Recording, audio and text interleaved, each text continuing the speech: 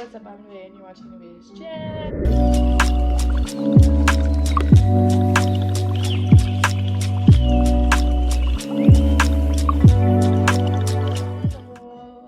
And on today's episode, we're going to be talking about how to identify if it's you or if you're talking. To do that, you kind of have to sit in the idea or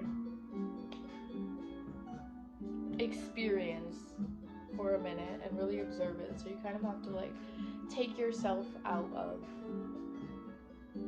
impulsiveness and really examine that thought. And by that I mean, say you're like, oh no, I'm not gonna do that, but are you really not wanting to do that?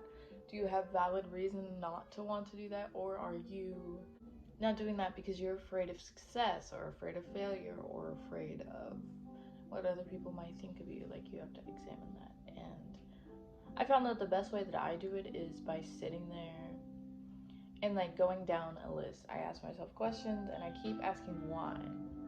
So say I'm like,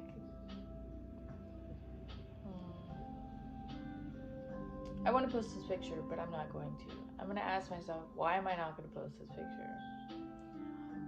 I just don't feel like it. Why don't I feel like it?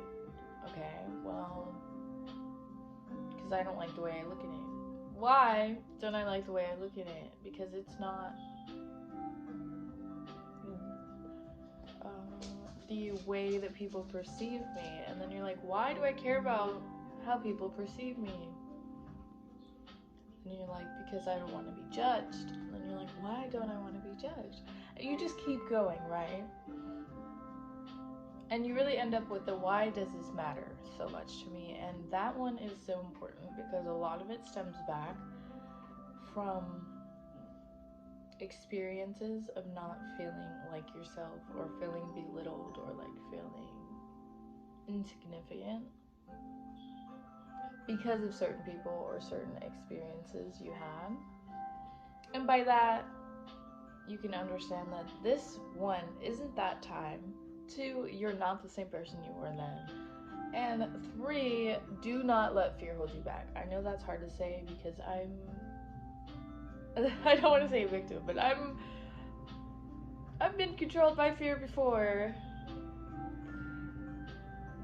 But once you realize why you're really afraid of it, it's not as big as a fear. If that makes sense. Like, say you're afraid of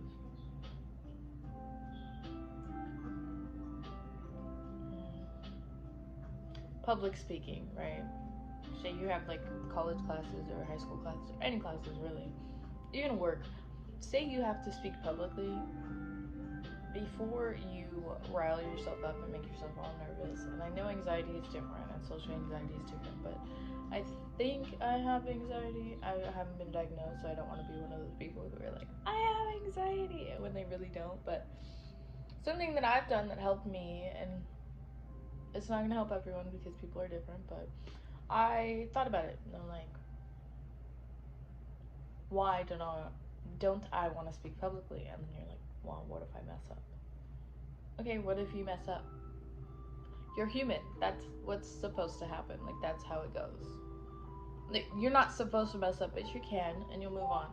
The only way that it's awkward is when you make it awkward and you overanalyze it. You know what I mean? Hold on.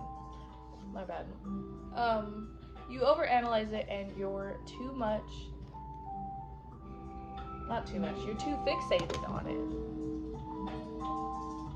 I found it's best to find yourself in a bird's eye view of the situation. Like, what would you tell someone if they were younger than you,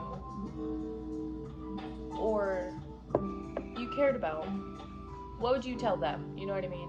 2 seconds. What would you tell them about the situation? Like, say they were in your shoes, exactly the situation where you're not sure if it's you or fear talking. What would you tell them? That's a better way of being in a bird's eye view, or honestly just taking emotions out of it. What would you tell them about the situation? Like, say they were in your shoes, exactly the situation where you're not sure if it's you or fear talking. What would you tell them? That's a better way of being in a bird's eye view, or honestly just taking emotions out of it. I know that's hard to do if you're not experienced in that, but instead of thinking about how I would emotionally react to this, you think like, how would I react if it wasn't as personal as I'm taking it? And that does take practice. So does finding out if it's fear-based or not. All of self-love takes practice, but fear is in everything we do. And I know you're like, what? Honestly, not even like your own thoughts are separate from fear. Even the idea that you're being to this or to that, that's fear talking. Or that you're taking up too much space, all of that is fear talking. And in today's day and age, I don't know why we've made it to the point where we make people feel afraid to be themselves and like so unaccepted when they are being different from what everyone else is doing. Like, it affects no one really, but everyone wants to make it a big deal. So remembering that, one, it's only awkward if you make it awkward, and everyone has awkward moments. So remember, like, you don't have to sit in that emotion, you don't have to sit in the fear, you don't have to sit in the awkwardness.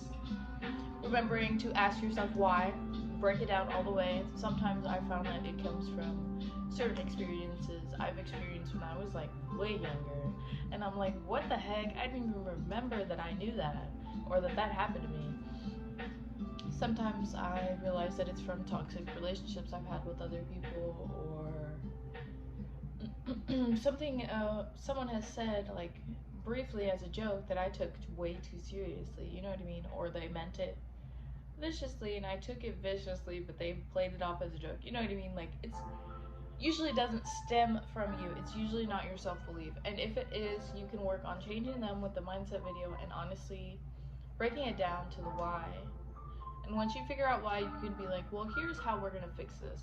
We're gonna do this, this, this instead.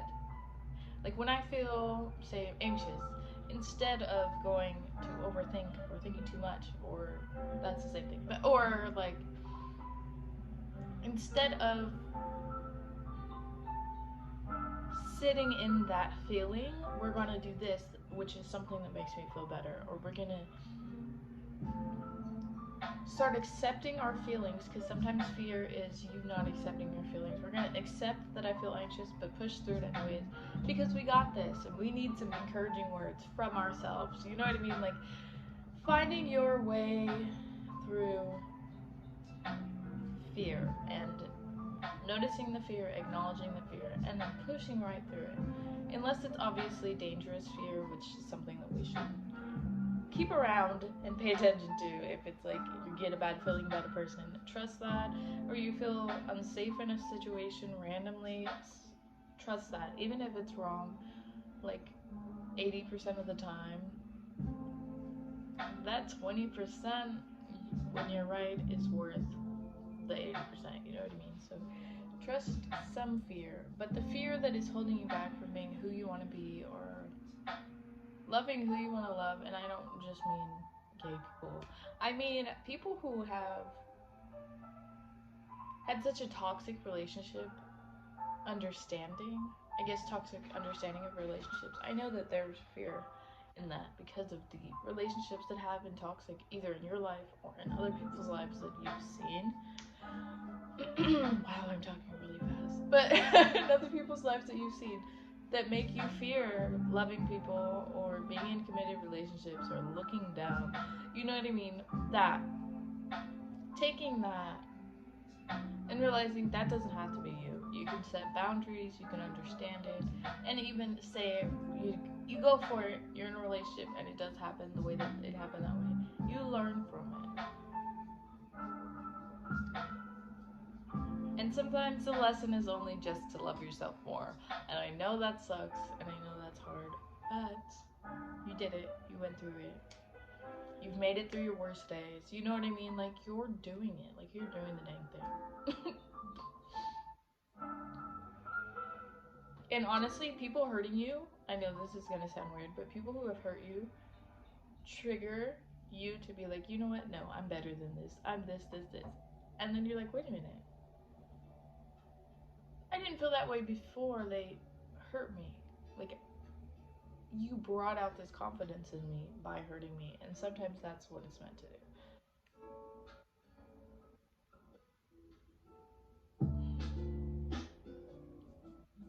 But back to fear.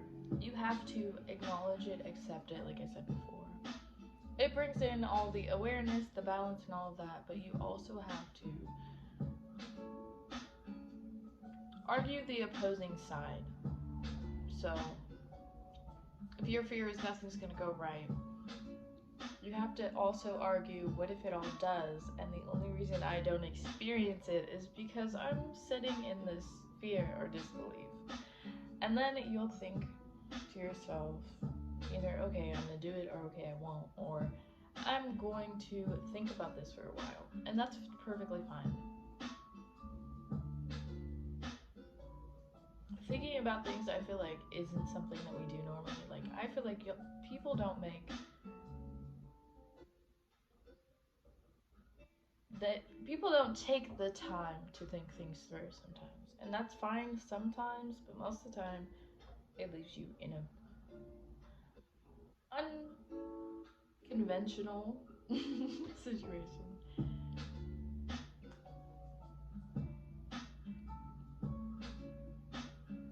But you have to acknowledge when it is fear, so you kind of have to sit and like, why do I feel this way? Is this just a personal belief? Is this my own belief? Why do I believe this? Who, if it's not your own belief, who gave me this belief? Even if it is your own. Did I learn it from a toxic pattern that I just picked up? Because we are learning constantly, and sometimes that means we take in false information because of the experience we have. I hope this video helps people. I feel like I'm just ranting.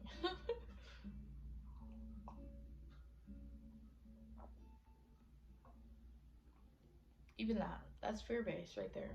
Look at me. Literally fear-based. I think that's all for this video. I obviously can make a bunch more videos about fear, and a bunch more videos about how to identify fear, or how to identify certain emotions, or certain, they call it programming.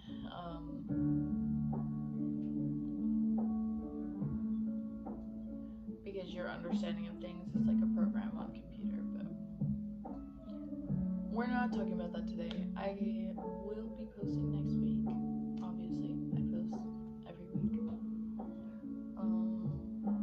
So identify your fear and don't let it stop